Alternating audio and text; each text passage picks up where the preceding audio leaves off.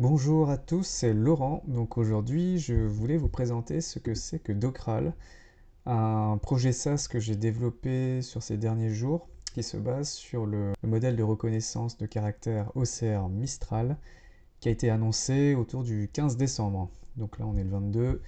Voilà, je commence à travailler dessus vendredi, on est lundi. Et donc, je voulais intégrer en fait ce nouveau modèle parce qu'il est en train de crever le plafond en termes de performance et de résultats quand on compare à d'autres IA très connus, pour ne pas les nommer. Alors, le SaaS se présente sous forme d'un site web qui est tout simple. On a une landing page qui vous présente un petit peu les différentes fonctionnalités et qu'est-ce qu'on peut faire avec. Alors pour l'instant, je n'ai pas du tout développé la partie paiement et j'ai pas non plus déployé tous les scripts d'analyse, de comportement et des pages consultées. Ça viendra dans un second temps. Voilà, je voulais juste vous présenter rapidement un peu ce que permet l'outil. Donc déjà, on peut se connecter avec Google. Je me mets exprès sur un compte administrateur, comme ça j'ai déjà fait pas mal de tests avec de vrais documents et notamment des documents manuscrits. Et donc en fait, ça peut prendre en entrée des images ou des PDF, que ce soit manuscrits ou des vrais documents tapés à l'ordinateur. Et derrière, en fait, au-delà de la reconnaissance de caractère, donc on va avoir effectivement les données brutes du texte qu'on peut copier-coller, mais j'ai voulu apporter une petite couche d'intelligence artificielle, ne serait-ce que pour résumer les notes.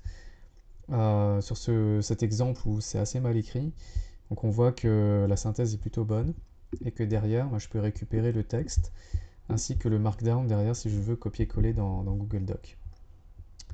Je vais vous présenter un autre exemple de document, on va dire, plus des notes par exemple avec des tableaux, par exemple ça.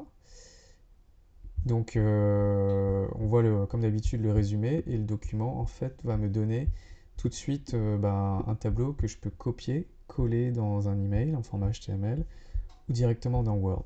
Et bien sûr, il y a toujours l'onglet Markdown. Il y a un autre exemple que je vais vous montrer avec des images parce qu'en fait j'arrive à les extraire. Donc là on a des tableaux et une signature et un tampon.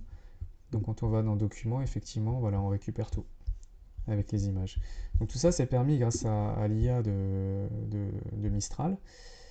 Et ce que je voulais faire aussi, c'est que je voulais faire une recherche sémantique. Par exemple, on ne va pas chercher bêtement le nom d'un document, mais on va plutôt taper, par exemple, je ne sais pas, programme master, pour voir est-ce qu'il y a parmi mes documents, dans le contenu des documents, est-ce qu'il y a ces mots-clés. Donc là, c'est en train de chercher. Donc ça met une petite quinzaine de secondes pour parcourir l'ensemble des documents et ensuite nous sortir la liste des fichiers qui correspondent à la demande.